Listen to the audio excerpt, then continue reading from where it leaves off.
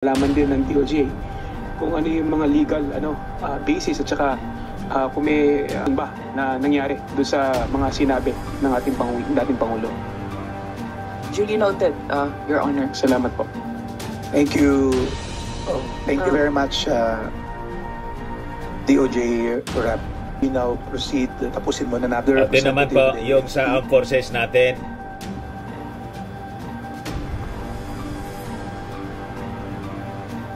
Resource person sila.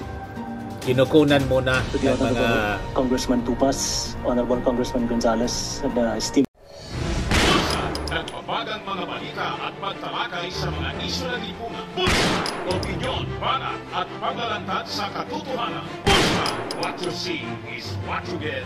You decide. members of the pananaw, information. Maraming salamat po sa pag-imbita sa amin.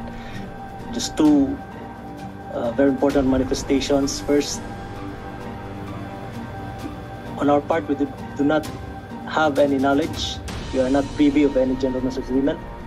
And sila lang nakakaalam po. Secret nga. Your AFP, professional organization, and we will be true to our mandate. Hindi alam ng armed forces pa. Protect the sovereignty, territorial integrity, and protect the people of the state. Salamat po. Yes, si Maudix lang at saka si Xi Jinping nag-usap.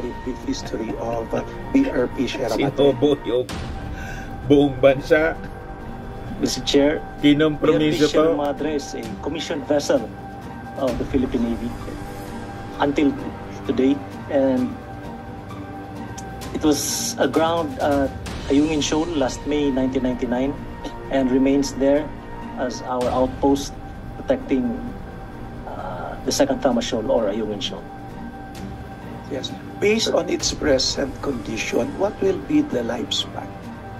What is the expected lifespan from BRP Sierra Madre?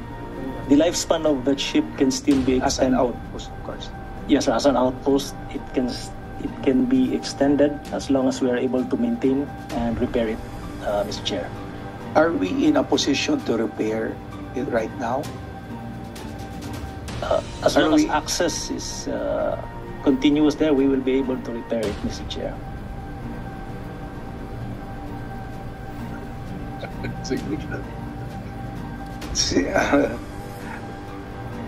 Very strong typhoon in the likes of Yolanda.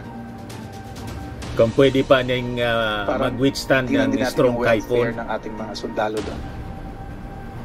Sir, the ship already withstood numerous typhoons that passed the area. Yolanda, Odette, it already withstood those weather disturbances, Mr. Chair. Lastly, may we know the conditions ng mga sundalo natin ngayon? Because from what we see sa news, di ba hinahatitan pa sila ng mga pagkain, resupply, at binablock. Kamusta kaya sila ngayon?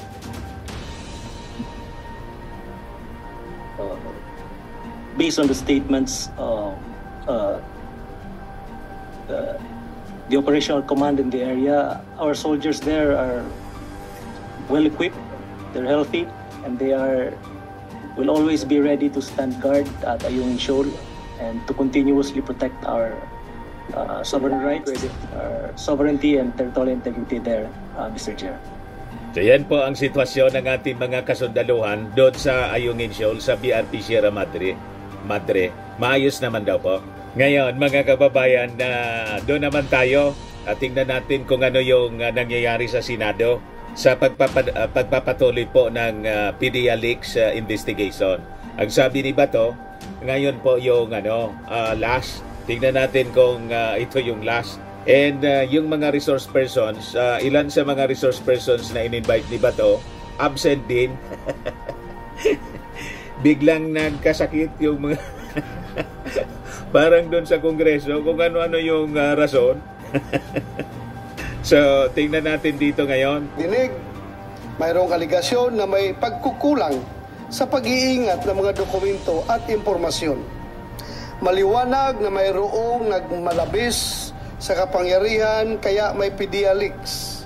Mayroong umabuso sa ipinagkaloob Opening statement niya po. para sa isang ahensya na ang pundasyon ay confidentiality, peligro ang dulot sa mga kawani at ahente na bumubuo rito sa tuwing may breach. Hindi naman po siguro may tuturing. But before ko mga kababayan bigay sa inyo yung full story ng mga balitang yan, click subscribe muna dito sa ating YouTube channel and hit the notification bell para lagi po kayong updated sa mga kaganapan dito sa ating bansa. Like and share na rin po ninyo ng ating video at huwag na rin po ninyo na skip yung ating mga commercial ads para tuloy-tuloy lang ang pag-unlad ng bagong Pilipinas. Sa mga naganap ng malinis and spacious fitness gym, pumunta na lang po kayo sa aming Colossal Fitness Gym. We also offer Grab car rental with our brand new 2023 model ng Toyota Innova. We also accept booking for those who are planning to travel via PAL, Cebu Pacific and other airline companies, local and international, and Meralco Bills, Aleco Bills, PLDT, etc.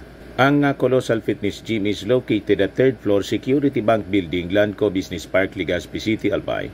For inquiries, look for Gilon Maravillas. Contact number 0966-802-0949. Lagi na pong matao sa amin. Na-set up na rin yung aming mga bagong gym equipments. May treadmill na rin po kami. Ito naman po yung bago naming product na binibenta online. Eye Glow Serum, whitening po siya. Tingnan ninyo yung epekto sa aking anak na architect before and now. Yung mga inquiries po ninyo, dumiretso na lang kayo sa kanyang Facebook account, Riz Maravillas. Ito naman po, Firmax Firming and Lifting Cream, pinapahid po sa mga pulses and affected area. Mainam po siya sa mga pains, mga paninigas na mga kaso-kasuan. Pinapahid-pahid lang po siya sa mga pulses. Ito naman po, Automax Radiant Serum. Sa mukha naman yung application. Anti-aging po siya. You will look 10 years younger than your age. Sa mga cancer patients naman po, baka lang gusto ninyo itong itry. Ning siya Red Mix Fruit Drink. Hindi man po siya gamot, food supplement siya. Kaya lang, gawa siya mga kababayan sa goji berry. Yung goji berry may anti-cancer properties. Yung mga inquiries po ninyo, dumiretso na lang kayo sa aming messenger sa Facebook para masagot namin agad. Ayos pa? Ayos na ayos niya, Mr. Maravillas. Men po na pinasok ng previous administration is effectively rescinded. Imbalido na siya. So, patuloy natin mga kababayan ang sinasabi. Continuing extraordinary support that Congress has been giving the Coast Guard to allow us fulfill the roles that you have given us. Na pagmamalabis kung hahanapan ng taong bayan sa mataas na standard ang ating gobyerno. Dahil ganyan po ang hamon ng paglilingkod sa pamahalaan. Ang hindi magmalabis sa ipinagkatiwalang kapangyarihan at hindi magkulang sa serbisyong asahan. I would like to acknowledge the arrival of Senator Chis Escudero. Thank you for attending, Your Honor. Mula noong una nating pagdinig ng PDLX, sinikap ng inyong Committee on Public Order and Dangerous Drugs na manatiling nakatutok sa layunin nito. Yun ay ang alamin kung bakit may di umano'y confidential documents na naipuslit mula sa cases ng PDEA. At iwasan na mangyayari itong mula mamagitan alaman po daw sa case folder ng PDEA. Walang labis, walang kulang. Maraming galing salamat man po lang yun kay Morales. Na sa pagdinig natin dininay na po yun. Mga kababayan ng PDEA, wala naman na niya yan sa amin. Present mismo. Sa opinion. Mga kababayan ni Atty. Del Valle, kasi may number siya, may pasunod-sunod. So wala sa folder ng PDEA. Mali itong sinasabi ni Bato. You have the floor, Your Honor. Thank you, Mr. Chair. Mr. Chair, this is the fourth hearing for the alleged PDEA leaks, and I am hoping that with this hearing, we will finally achieve the purpose of this inquiry to ferret out the truth. After 3 extensive hearings and having heard that it's the testimonies of so many resource persons, the veracity of the alleged PDEA documents has yet to be established. The fact is that former PDEA agent Mr. Morales has not presented any substantial proof to support his claim. We seek that bare Basag. allegation is not equivalent to proof. There is a need to emphasize that mere allegations are not evidence. Wala ni isa sa mga tumistigo sa komiting ito ang nakapag-corroborate sa testimonya ni Gis. Hearsay, sabi ni Jinggoy. Sinungalingan pa ng video mismo ang mga kwento niya. At hanggang ngayon, matapos ang 3 public hearings, ang dokumentong sinasabi ni Morales na siya mismo ang gumawa ay hindi niya. Naipakita rin last hearing ang questionable at integridad ni Morales. Ang dating PIDEA Chief Junicio Santiago nagsabing kilala umano si Morales sa pagiging sinungaling. Pinatikos lahat ni Morales ang lahat ng leader ng PIDEA kung saan pinilalabas niya na siya lamang ang tama. Bilang inyong senador at vice chairperson ng committee ito, mandato at responsibilidad ko na alamin ang katotohanan. Ano niya, Mr. Maradiles, storytelling, layar. Patuloy ko pa rin gagawin ang trabatang sa akin. Naniniwala po ako na kahit saan man humantong ang usaping ito, ang katotohanan ang mananaig at mananahimik ang mga nagpapakalat ng kasinungalingan. Maraming salamat po, Mr. Chair. Senator, thank you, Senator Jinggoy. Senator Chis, you want to have your opening statement? Thank you. Salamat. Ayaw na mag-opening statement ni Senator Chis. Thank Attorney Paquito Ochoa. Babasagin na lang niya yung mga kasinungalingan. Sorry for your part, but I really have to invite you to shed light. And thank you for coming over. Will this be the last hearing? Yan. Yun nga, I was inclined to make this the last. But James Kumar is absent. So may susunod pa pala. Intention kasi pabain ng pabain para Anyway, Mr. Chair, can I in aid of destabilization kasi. Mr. Chair, if I for Mr. Morales. I think nasiusap si Atty. Ochoa na okay, please. meron pa siyang mga importanteng bagay, so pwede natin siya unahin. Please. Thank you. Anybody from you can butt in anytime. I just would like to ask the first question to Secretary Ochoa. Sir, do you know si Ochoa Asik Carlos nandyan Galapan pala? ng PIDEA? No, sir. No. No. Thank you, sir. Thank you.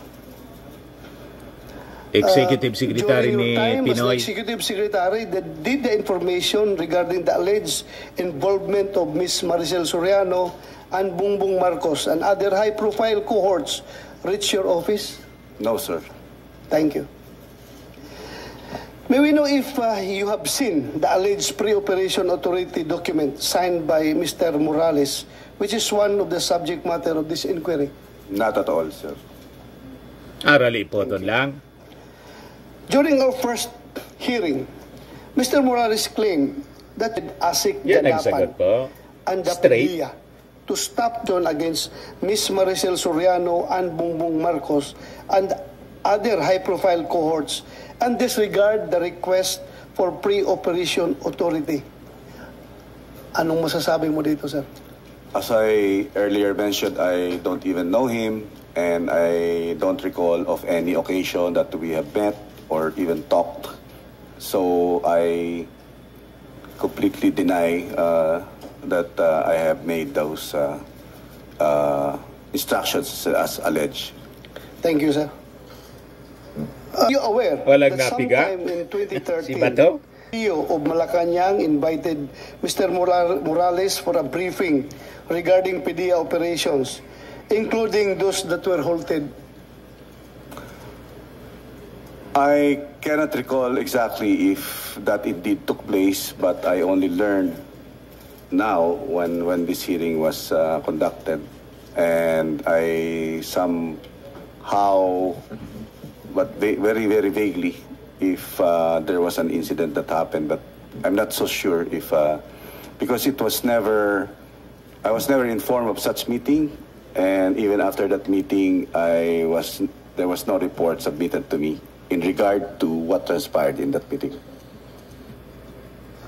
Thank you, sir. But I think Liceo, were you aware ka ba nung existence ng Liceo under General Serapio, who testified before this committee last hearing? Were you aware of the existence? Yes, we created that unit, Your Honor, during our time. So yung pagpapatawag ni General Serapio, you're not aware of that? Sir, no. Thank you. My colleagues, you have questions? Further question? Senator G. Chair, Mr. Chair, paano ba na-implicate yung pangalan ni Atty. Ochoa? Sino ba? Sinabi ni Morales? According to former agent Jonathan Morales, was told by then lahat galing kay Morales the lang. Deputy Director Ersin for ni Morales. Operations, when he was about to travel abroad for schooling in ILIA, International Law Enforcement Academy in Bangkok, Thailand. It was told by Kung sino-sino in-implicate kasi ni Morales. The one who instructed for the whole thing of this operation was sabi ng ating Pangulo, jukebox lang niya yan. Alright. Yes, kilala mo ba ito si Agent Morales? No, sir. So, ano po yung palagay mo sa motibo niya? Bakit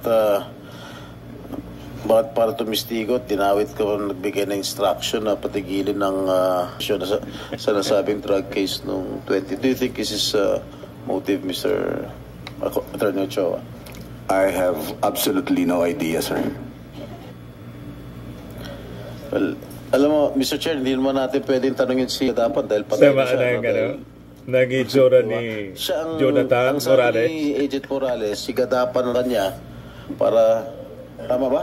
Para ipatigil yung operation. No, according to him, the casing and the surveillance operation, authority to conduct casing and surveillance operation on the persons durog na naman po si Morales mentioned in the information was disapproved by Gadapan. The reason why is that my instruction daw si Executive Secretary Paquito Ochoa na ihinto yung operation. Okay. Meron lang ako nakalimutan na Atty. Ochoa. About kakalat sa social media about most law firm. Pero sinasabi na yung most law firm daw is ang M stands for Marcos, O is for Ochoa, and S I don't know. Serapio and Tan. Serapio and Tan. Am I correct? Is this information correct? That you are both members of the same law firm with now First Lady Marcos? That is true, Your Honor. We were former law partners and we formed that law firm, if I remember right, in 2006. But when I got appointed as Executive Secretary, I have to withdraw from that law firm in 2010. Matagal na palang wala. Insinuations. So, intintin pa. Insinuation daw, nagkaroon ka ng interest na ipahinto yung operations because, again, you were influenced by your partner in the law firm. Those are insinuations lang. So, we want to hear from you about this. Yun lang, kinukonfirm. Aka-aka? That's true, Your Honor. Thank you for that answer. Senator Jinggoy, Insinuation? you may No further continue. questions, Mr. Chair. Sabi mismo ni Bato, insinuation. So, You left the firm admittedly, because you were appointed, insinuation, yes? sabi niya. That is correct, Inadmit Your niya Honor. By mismo. whom? By President Benigno Simeon Aquino III, Your Honor. Who was your immediate superior and, of course, superior? Yes, Your Honor. For 6 years. Serving as the alter ego of the president, you don't do anything without his knowledge or order. Would that be correct? That is correct, Your Honor. Thank you, Your Honor. Miss ko na rin yung kaibigan natin, pero... Salamat, Senator Chis. Dito na kay Morales. Morales ka na. Gigisay na po si Morales. Ni Jinggoy. Ayun lang pala yung question. Thank you, Your Recover from In-excuse COVID. na si dating Executive Secretary Ochoa. Wala na. Thank you. Out na si ano. Goodbye. Wala man pong napiga. Dininay lang ko. Talaga niya, Mr. Maravillas. Gawa-gawa man talaga sa lang niya, no? Ni Morales. Yun po ang lumalabas. Insinuations nga yung term ni Bato. Ito si James Kumar, isa pag nabanggit ni Morales. How I wish he is here. But Absent siya. Di ba dumating? wala siya dito. So, Maybe, Mr. Chair, we can hear from the lawyer of Mr. Kumar. Nandyan yung about his abogado. absence. yeah, we can... Yung abogado na lang tatanungin. Administer? Administer the out. Attorney, Inaot if I may, muna. Mr. Chair, what happened to your client? Senator, last Friday, we were going to the Parañaque Prosecutor's Office to file a case against the people who used his name. However, on our way there, he started getting dizzy. So we brought him straight to Makati Medical because we called his doctor. And apparently, we have the report now from the doctor that he had a transient ischemic attack, which is a stroke. And when they checked him, meron pong bara. I think 55% yung bara sa vein. And at the same time, he was suffering from acute bronchitis, Your Honor. So may tubig din sa baga. So if any doctors from the Senate or from the parties, even if we bring the reports, the scans, they will be able to find the same. They will have the same findings, Your Honor. Since we are not doctors here, we cannot attest to the veracity of this medical certificate. But I know the attending physician, Dr. Ro Lapitan, is also my cardiologist before, and he's a very good cardiologist, Mr. Chair. Yeah, thank you, Senator Jinggoy. In fact, I have no doubt about that medical certificate. Pinirmahan niya ng doktor. May oath ang doktor na talagang hindi sila dapat magsisinungaling sa kanilang tungkulin. But then again, British Committee, gusto ko talagang si James Kumar. Yeah, because you know, kung basehan natin yung video, narinig natin na very serious yung allegations about yung sinasabi na pwedeng ipapatay si Morales, maraming paraan para patayin si Morales. And hindi ko rin makukonsensya kapag after this hearing, kung i-terminate na natin itong hearing na ito ngayon, tapos may mangyari kay Morales, mamamatayan, dahil hindi natin nakumpronta si James Kumar as to the veracity of that conversation. So, I think I am remiss of my duties kung hayaan natin na isara lang ito na hindi mapakinggan si Kumar. Kasi very serious yung sinasabi nitong former Napolcom personnel na si Picoy. Kahit na sinasabi niya na katang-isip lang yung nasabi na, well, I don't believe you, Mr. Picoy. I don't believe you. In the first place, sinasabi mo na katang-isip mo yun. Hindi naman pasulatin yun, papirmahan. Di ba? Paano ka? Kung yung ginawa mo ngayong discartes, afterthought na lang, gusto mo lang magpapalusot. Dahil, sabi mo, last hearing, na gusto mo lang, diskarte mo lang yun para maimbitahan ka dito, para pakita ka ng mga ebidensya mo na yung dala mong papel para mapatawag ka kaya lang, kasi kaya si mo Bato ginawa na yun. pinaniwalaan si, sinabi mo naman si na hindi Morales. ka narinig. Kaya Hindi mo alam ganun na nandun yung si Morales, mga statements ni nakikinig sa Bato. usapan niya. At hindi mo alam na mayroong video recording, may CCTV. How come na magdramon kung Ibig ganun? sabihin, So I don't really believe nautos you, siya. Mr. Santiago. Ayaw niyang tanggapin. Yeah, you answer. Sir, para sa akin po, sir, opinion niyo po yun eh. Pero ang katotohanan po, nasabi ko na po. Katotohanan mo? Yes, sir. Is that your truth? Yes, sir. Nalukuhin kami dito? Mag-hysterical na naman si Bato. Sir. Sir, hindi ko po kayo niloloko, sir. Meron ka pang daladalang they're inviting you here to shed light on the yun yung pang sa CCTV. May blood na naman po si Bato. Yes, sir. At hindi kita inibitahan dito para kunin yung expert opinion mo. May dadala ka pang papel nga tuturuan mo kami kung paano gumawa ng conduct report, yung pre-operational report. Sino ka para magturo sa amin dito? Hindi ka nga naging police, hindi ka nga naging PDEA. Na Pulcom employee ka lang, na-dismiss ka pa. So paano ka bigyan ng expert opinion sa amin? This committee doesn't need your expert opinion here. This committee wants, as far as your participation sagot niya in that in-invite mo very telling video recording sa CCTV. It's unfair for me kung hindi ko pakinggan si Kumar dito sa open hearing, tapos kayo napakinggan ko dito.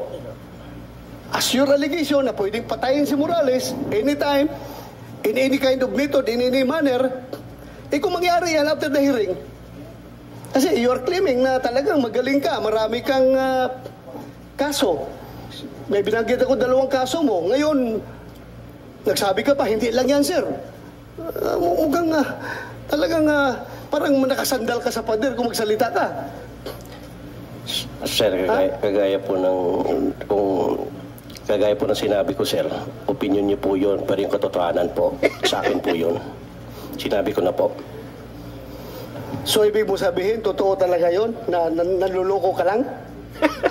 Kagaya po ng sinabi ko noong unang niloloko ko po si Romy, hindi po kayo. Pero sila ang nagpasakay sa inyo, hindi po ako. Anong reason mo? Bakit mo siya niloko? Kagaya po ng sinabi ko noong unang hearing, sir, meron po sana akong gustong patunayan na 2 bagay. Yan ang unang bagay na nakarating ako dito. Dahil sa kwento ko sa 2, hindi po kasama kayo. Siya ang nagpasakay sa inyo, sir, hindi ako. Ano nga rason? Bakit mo lukuhin itong kausap mo? Para mapatawag ka dito sa hearing. Kagaya ng sinabi ko pa rin po noong unang hearing, si Jingo. Doon ako nakatindig dahil yun po ang katotohanan. Do you think mapapatawag ka dito kung wala yung hindi pinakita ni Morales yung CCTV? At hindi mo alam na may CCTV recording yon. At hindi mo alam na nandun si Morales nung nag-usap kayo. Kagaya po, sir, ng sinabi ko, sir, iyan po ay lahat ay isang katang isip na para sa kanila lang. Pero ang nangyari, sila ang nagpasakay po sa inyo, hindi po ang pinapasakay ko, sir. Kaya nga, kasi gusto mo ma-influence ako para maimbitahan ka. Kay gusto mo kunyari mag-present ng legal expertise mo sa paggawa ng pre-operation report kasi yun ang gusto mo ipakita.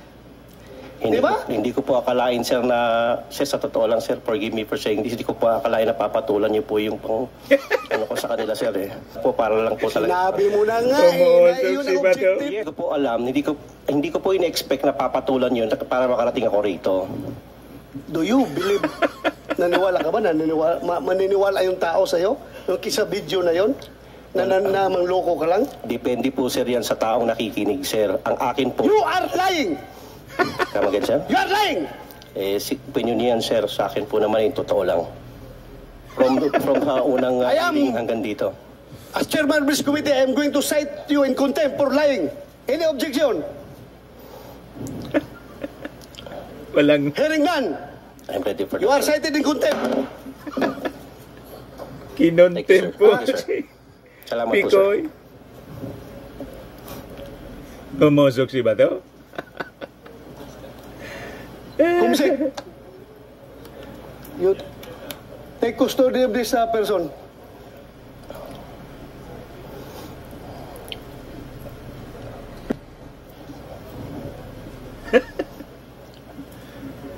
May dala na po akong bag, sir. Ready na? May dala na daw siyang bag. Ready 1 minute suspension. Sinuspend mo na. Grabe yung pagka-blood ni Bato. Sinuspend mo na yung committee hearing. Balik na po. Tatawa-tawa po si Jingoy. Naka-ready na niya pala. Grabe yung pagkapiko ni Bato. Nagpaloko kasi siya Kaya galit na galit Lumalabas po, nabilog yung ulo niya. Pinatulan niya yung kasinungalingan. Kaya grabe yung pagkapiko ni Bato. Balik na po. The concurring vote of Senator Jingoy Estrada as far as citing in contempt of Picoy Santiago. So that's for the record. Because according to our rules, I need to get one concurring vote. Kaya despite the absence of an objection, still, I need one concurring vote. And I got the concurring vote of Senator Jingo. Thank you for that support, Senator Jingo Estrada. You may have the floor now. Thank you, Mr. Chair. Before I proceed with the questioning for Mr. Morales, I have conversed with the lawyer of James Kumar, and with the permission of the chair, if you will allow it, if he can participate virtually, Mr. Chair. Are you listening, Mr. Chair? Please, continue. I have conversed with the lawyer of Mr. Kumar. Nawala sa isip With the permission of the committee, the chairman can participate virtually from the hospital, Mr. Chair. Pwede, virtual.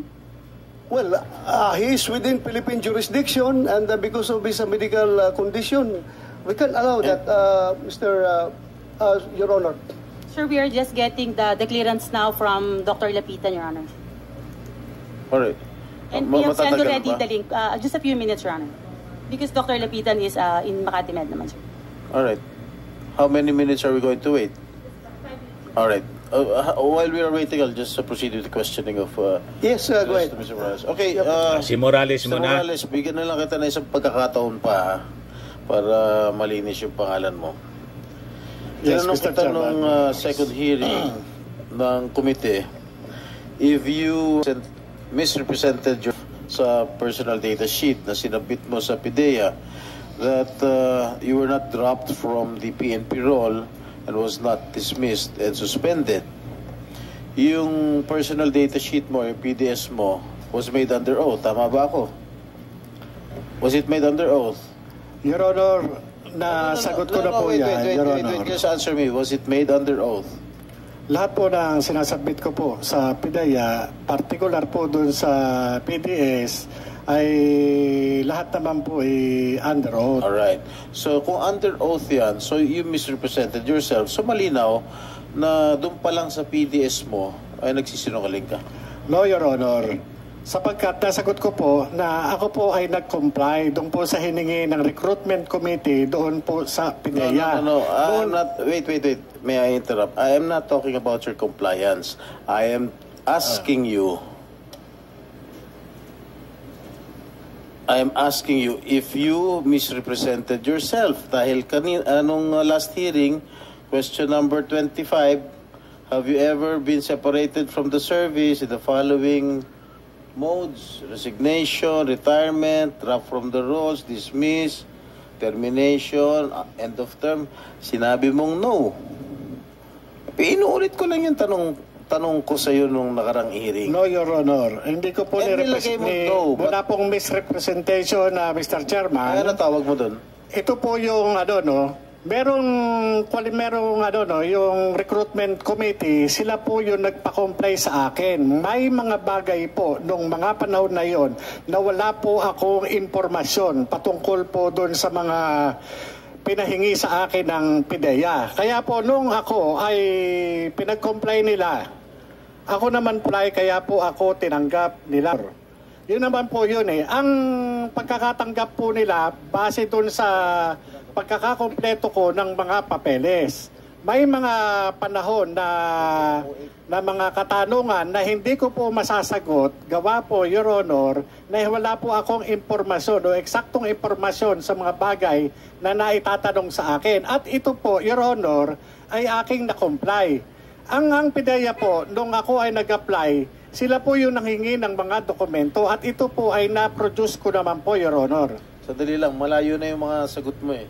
Alam mo, Ginoong Morales, binibigyan na nga kita ng pagkakataon eh.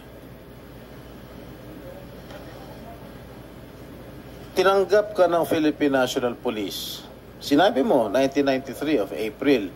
Hindi mo na nalaman kung kailan ka na-dismiss from the service. Hindi sinabi mo, hindi mo maalala. Itong pagpasok mo sa PIDEA, 2008, April. Okay? No, Your Honor. 2009 po Alright, ako, Your Honor. Sige, nung 2009. Alright. na-appoint sa PIDEA. Okay, 2009.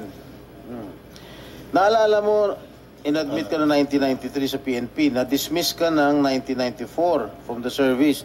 Pero dito, maliwanag na sinulat mo No. Having been separated from the service, sinulat mo, no. Oh, sino paniniwala na yung mga sinasabi mo? Ito yung mga documentary evidence Your na hawak Honor, ko ngayon. ako po ay nag-comply doon sa PIDEA Mr. Chair, Recruitment hindi ko Committee, malaman Your kung Honor. ano. You just answer the question. Answer the question directly. Eh, Thank you. maliwanag naman. Nahawa ko na po yung mga documentary evidence na talaga nagsisinungaling itong taong ito. Dahil dito pa lang, pati sa number 2033, no. Have you ever been guilty of administrative offense? Sabi niya, no. Yung have you ever been formally charged? Sinabi niya, no. Eh, ang dami niyang kaso na binanggit ko na yung mga during the previous hearings. Mr. Chairman. Yes, tanongin mo na kita, follow-up question. Bakit nakalagay doon no? Bakit Mr. Chairman, mo? maaari niyo po ba akong bigyan ng original copy ng sinasabi ni Honorable Senator Jinggoy Estrada patungkol dyan sa aking PDS?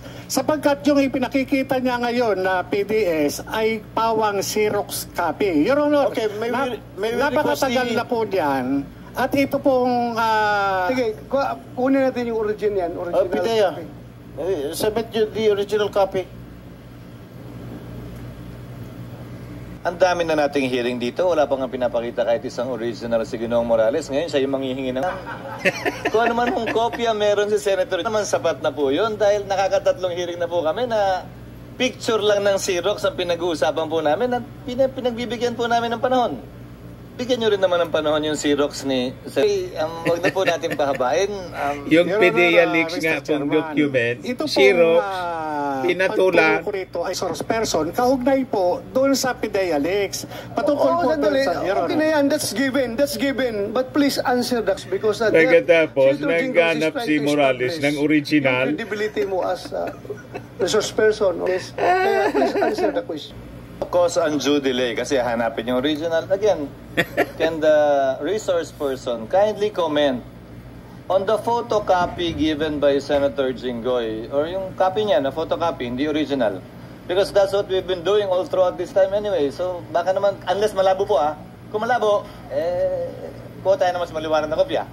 Mr. Chairman, Your Honor, mabigyan man lang sana ako ng pagkakataon na ma-examine mismo yung dokumento. Dahil ito po ay nagtutukoy doon sa akin.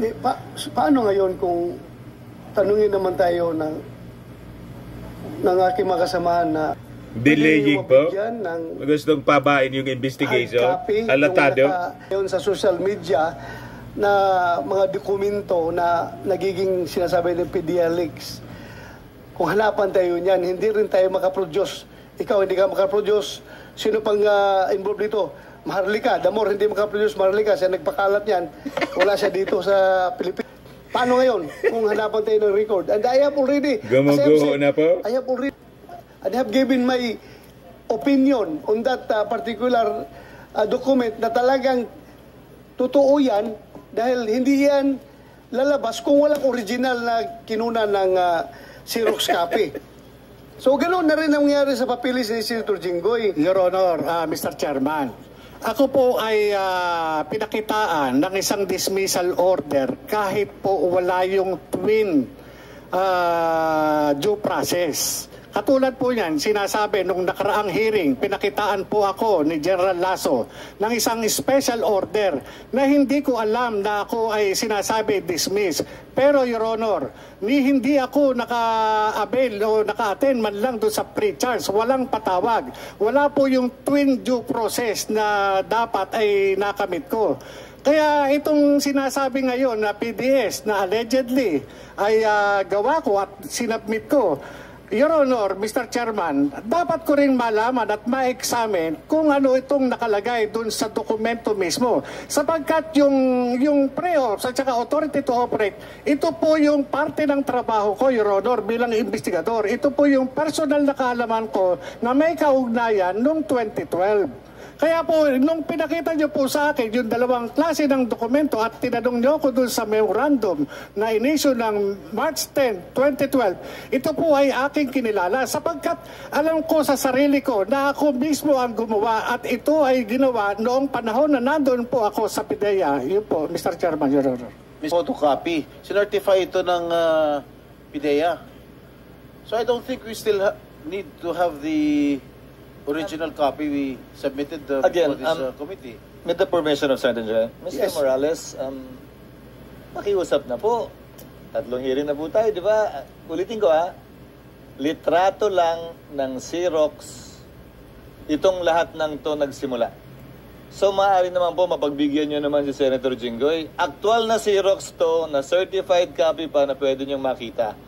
Yung pinagbabasihan nga po natin ng pagdinig na ito, hindi nyo ma-produce yung original. Litrato May na nga po punto si So Chisis pagbigyan nyo na po, Cordero. andar na po tayo. Simple lang ho naman yung sagot Madali naman sagutin.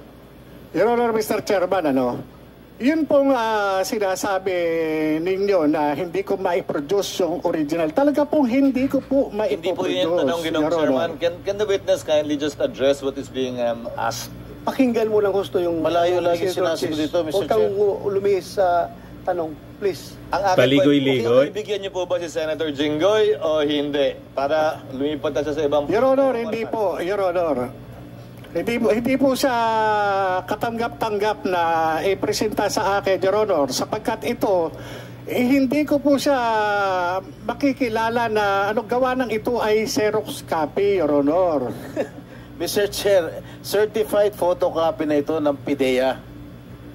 So, PIDEA, if that is certified true copy, meron kayong true copy doon sa files ninyo. If that is certified by you as a true copy, so it should be a true copy from an original document. Excuse me, Your Honor. A certified true copy replaces the presentation of the original document. And the presumption is, mas magaling si yung tokayo ko, si Attorney Francis dito, they perform their duties regularly. That they will not issue a certification unless there is a copy on file. That's why my point is, it's unreasonable to be asking for the original because quite frankly, at least for purposes of the court, lalo na rito na relaxed rules of evidence tayo, na yung certified true copy, parang original na rin po yan. Yes. Kailangan pagdebatihan po yan. I don't disagree. I don't disagree. Sagutin nila po kung ayaw nyo sagutin. Lipat si Senator Jinggoy sa bandrok. I don't disagree with that. Ang tinatanong ko lang is, kinonfirm ko lang sa kanila na mayroong true copy yan dahil certified true copy man. Alangan naman hindi nyo certify kung walang totoong true copy yan. Di ba? So meron kayo sa copy nyo dyan na original document. So sino nag-certify? O since certified mo, totoong kopya yan. So Mr. Morales, certified ng PIDEA na totoong kopya yung dokumento na coming from their files. Okay, I will give it to him, Mr. President, for him to examine. Sabi ni Jinggoy, buti nga niya kami, may Xerox kami, ikaw wala. So yan na lang muna, mga kababayan, yung iba pa na mga detalye ng pagpapatuloy ng Senate hearing po, maya-maya, kasi mahaba na yung ating video. Pag-usapan po natin. Ako po si Dante Maravillas. Bye-bye. God bless.